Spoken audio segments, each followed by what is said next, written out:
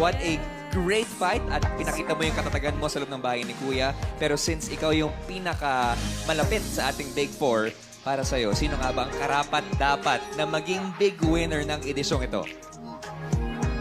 Para sa akin, lahat naman ho sila yung may quality ng pagiging big winner.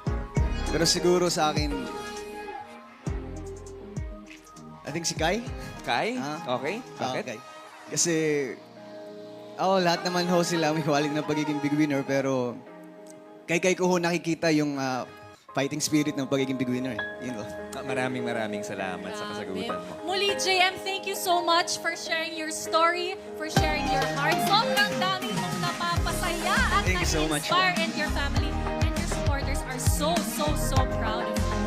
Thank you so much. And speaking of proud, ako proud na proud din si Kuya sa kanyang bagong hirang na Big Four. Kaya naman, Big Brother.